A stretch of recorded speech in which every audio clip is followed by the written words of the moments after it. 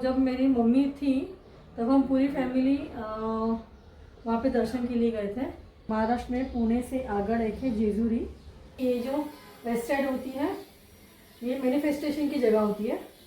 आप यहाँ पे अपना मंदिर रख सकते हो। आप अपने जो मैनिफेस्टेशन का जो लिस्ट होता है वो भी आप यहाँ पे लगा सकते हो। आपको वो मिलता है धीरे धीरे, डिपेंड आपके कर्म कैसे हैं।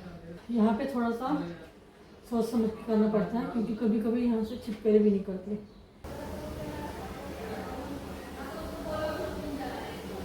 ये देखिए, ये है मेरा एकाक्षी नारियल। एकाक्षी नारियल में नारियल में सिर्फ एक ही आँख है, लाखों नारियल में एक ही होता है।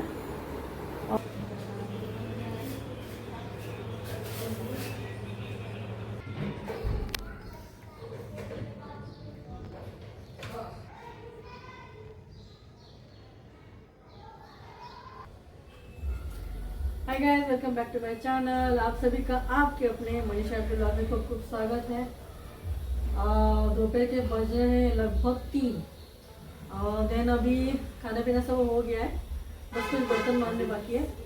अभी हम करेंगे, मैं करूँगी हॉल की साफ सफाई क्योंकि अमावस भी है और शाम को दीप पूजन भी करना है। तो सबसे पहले स्टार्ट करते हैं हॉल से। और वैसे भी अमावस्या होती है ना, तो अमावस्या एंड सैटरडे ये दो दिन याद रखिएगा। ये 2 दिन में हमेशा घर में साफ सफाई एंड देन घर का जो भी कचरा होता है वो दिन हमको बाहर निकालना है। तो कोई ना, चलिए स्टार्ट करते हैं साफ सफाई। सबसे पहले स्टार्ट करते हैं यहाँ से। अभी तो मैं डीप क्लीन कर रही हूँ, लेकिन जब पापा आएंगे ना तब बस थोड़ा थोड़ा ऊपर से ही खाली हाथ मारना होगा, देन हो गया। ये वास्तु गणेश है। वास्तु गणेश ये हमने एक्चुअली मेरे मायका है कल्याण में, बॉम्बे में। वहाँ पे उल्लासनगर है, आई थिंक बहुत लोगों को पता होगा।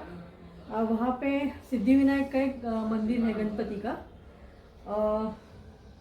आपकी जो भी मनोकामना है वहाँ पे पूरी हो जाती है। तो जब मेरी मम्मी थी तब हम पूरी फैमिली वहाँ पे दर्शन के लिए गए थे। तो वहाँ से ये वास्तु गणेश जी की मूर्ति मैंने ली है। इसको प्रॉपर पूजा करके हम हर्ष के पापा का और मेरा नाम लेके पूजा की गई थी इस पे, आई मीन मूर्ति पे। और यहाँ पे आप देख सकते हो, यहाँ पे 9 ग्रह और सारी राशियाँ भी है। राशि जो होती है ना, कुंभ राशि, मीन राशि, वो सारी 12 राशियाँ और 9 ग्रह है। तो अभिषेक किया गया था और मंत्रों के साथ अभिषेक किया गया था, हम तीनों का नाम लेके। तो ये वास्तु गणेश है। और मैं हर साल जब भी गणपति की स्थापना करती हूँ, जब हमारे गणपति बप्पा आते हैं, तो जिस मूर्ति का अभिषेक किया जाता है तो उस टाइम पे हम लोग ये गणपति जी की मूर्ति हम लोग अभिषेक के लिए लेते हैं, ताकि हर साल गणपति के ऊपर अभिषेक होता रहे। तो मेन डोर पे जब हम अंदर आते हैं तो उनका फेस अंदर होना चाहिए। और एग्जैक्टली सेम गणपति जी का एक और मूर्ति है, मैंने बाहर मेन डोर के बाहर रखी है। तो उन दोनों की जो पीठ होती है, पीठ दोनों ऐसे होने चाहिए ताकि गणपति जी का एक मूर्ति का फेस अंदर हो और एक गणपति जी के फेस बाहर हो। तो इस तरीके से रखा जाता है, रखी जाती है भगवान जी की मूर्ति गणपति बप्पा की। तो कोई ना, आज तो अमावस्या है तो सब कुछ साफ करके बहुत अच्छे से क्लीन करके करेंगे। और जब भी अंगार की चतुर्थी आती है तब भी मैं इसी गणपति की मूर्ति के ऊपर अभिषेक करती हूँ। मतलब पंचामृत एंड गंगा जल के साथ में। और अगर वो भी पॉसिबल ना हो ना, तो गाय का कच्चा दूध एंड सिंपल सा मटके का पानी हो तो भी चलेगा। ये जो फोटो है ये हमारे कुल देवता है खंडोबा महाराज। महाराष्ट्र में पुणे से आगड़ एक है जेजुरी, वहाँ के हमारे कुल देवत है खंडोबा जी। सॉरी, थोड़ा सा मैंने फंबल मार दिया। एक्चुअली पुणे के आगे मैं बोलना चाह रही थी, लेकिन यहाँ पे गुजरात में आगे मतलब कि आगड़ ऐसा बोलते हैं, तो गलती से मैंने यहाँ पे आगड़ बोल दिया था। ये मेरा गुल्लक है। वास्तुशास्त्र के हिसाब से आपका जो वेस्ट साइड होता है, वेस्ट साइड, ये मेरे पूरे घर का वेस्ट साइड है। ये आप यहाँ पे मंदिर भी रख सकते हो, क्योंकि ये जो वेस्ट साइड होती है ये मैनिफेस्टेशन की जगह होती है। आप यहाँ पे अपना मंदिर रख सकते हो। आप अपने जो मैनिफेस्टेशन का जो लिस्ट होता है वो भी आप यहाँ पे लगा सकते हो, या फिर आप अपना यहाँ पे तिजोरी रख सकते हो, अपना कबर्ड रख सकते हो। अभी वहाँ तो मैं कुछ नहीं कर सकती, लेकिन यहाँ पे मैंने वेस्ट साइड पे मेरा मंदिर का स्थापना किया है। एंड तिजोरी तो नहीं रख सकती, लेकिन ये गुल्लक है। ये गुल्लक मैंने यहाँ पे वेस्ट साइड में एग्जैक्ट 270 डिग्री पे, आई थिंक जितना मुझे पता है, हो सकता है मैं गलत भी हो सकती हूँ, वेस्ट साइड पे 270 डिग्रीज पे हमको ये पेस्ट्री का मतलब कि जहाँ पे हम ये जैसे कि गुल्लक है, यहाँ पे हम इसमें हम पैसे डालते हैं। तो अगर हम वेस्ट साइड पे 270 डिग्री पे अगर हम मनी बॉल रखते हैं, या फिर ये ऐसे गुल्लक रखते हैं, या फिर आपका कोई धन पेटी आप वहाँ पे रखते हैं, तो वहाँ पे आप कोई भी चीज़ अगर आप रखोगे तो वो दुगनी होगी। यानी कि अगर हम यहाँ पे पैसे रखते हैं तो दुगना होगा। अगर हम यहाँ पे मंदिर रखते हैं, मैनिफेस्टेशन करते हैं, तो आप जो चाहोगे आपको वो मिलता है धीरे धीरे, डिपेंड आपके कर्म कैसे हैं। ठीक है, तो मैंने ये गुल्लक यहाँ पे रखा है। मैं ना तो यहाँ पे कोई बहुत बड़ी पंडित हूँ और ना ही कोई बहुत बड़ी ज्ञानी हूँ। जितना भी मुझे वास्तुशास्त्र का ज्ञान है मैं बस आपके साथ शेयर कर रही हूँ, दैट्स इट।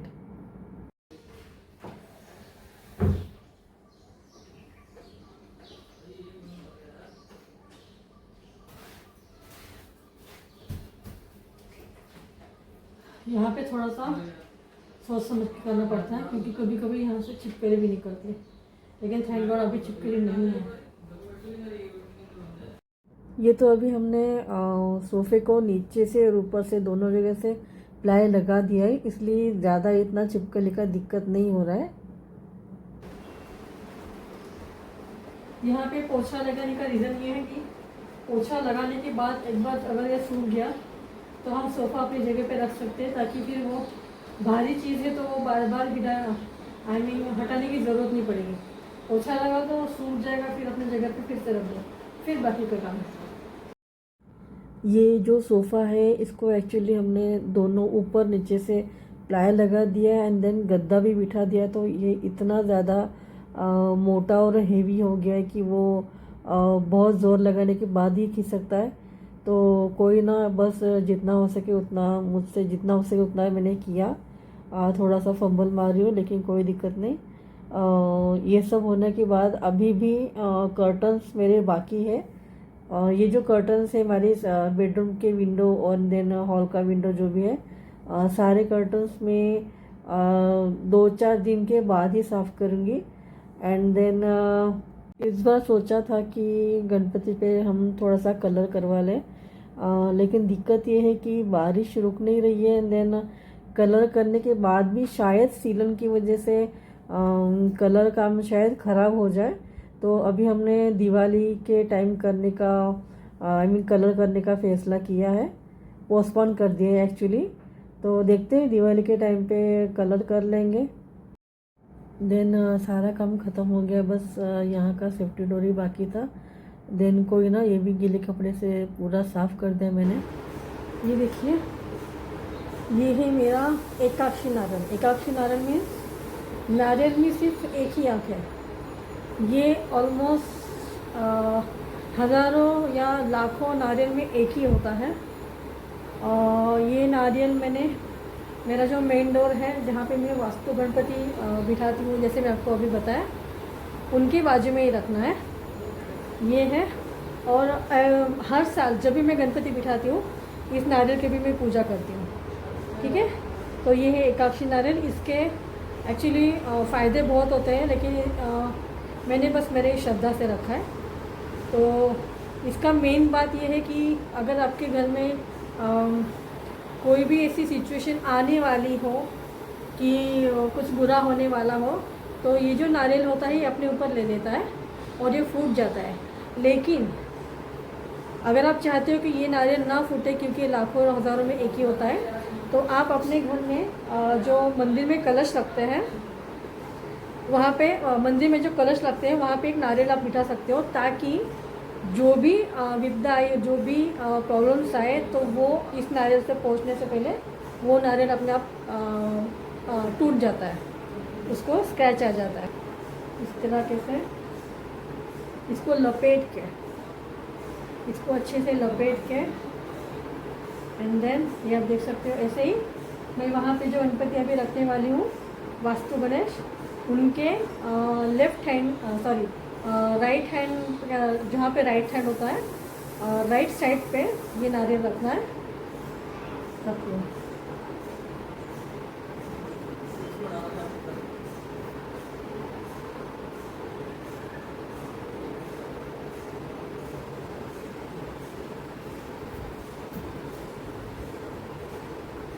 एंड देन मैं अभी वहाँ पे जो भी मेरे वास्तु गणेश थे एंड बाहर मेरे जो एक गणेश गणपति बप्पा की जो मूर्ति बिठाई थी मैंने, उनको बहुत अच्छे से नहला धुला के रखा है, वो अभी वहाँ पे स्थापना करूँगी।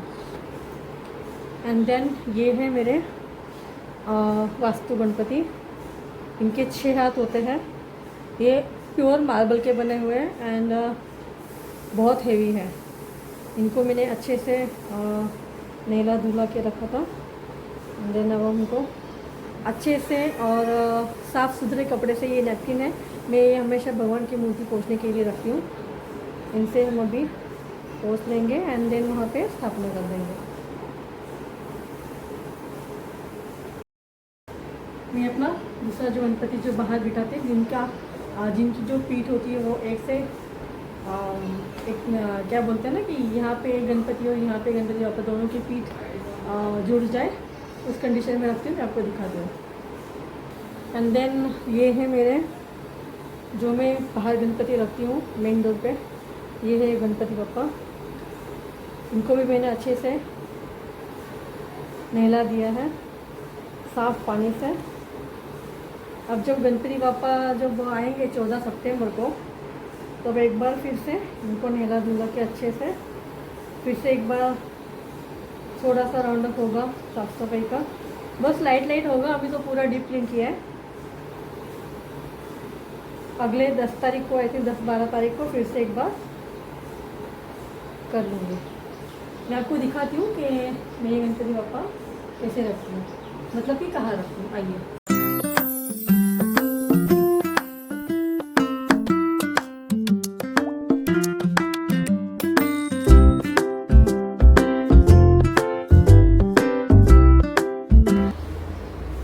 अब मैं लगभग 4:45 बज चुके हैं।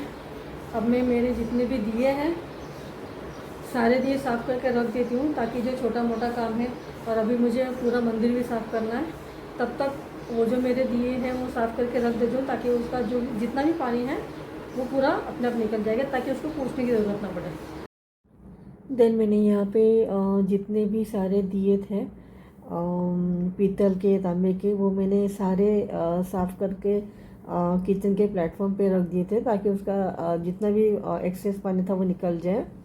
और तब तक मैंने यहाँ पे मेरा ये जो मेरा चौखट है, इसको मैंने हल्दी के साथ लेपन कर दिया था।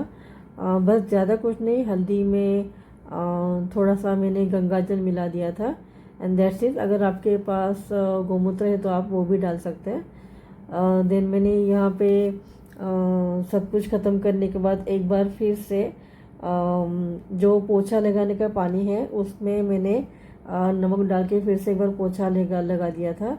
एंड देन ये रहा मेरा घर, जैसे कि मैंने आप देख सकते हो यहाँ पे मैंने दिया लगा दिया है और मेरा दीप पूजन भी हो चुका है।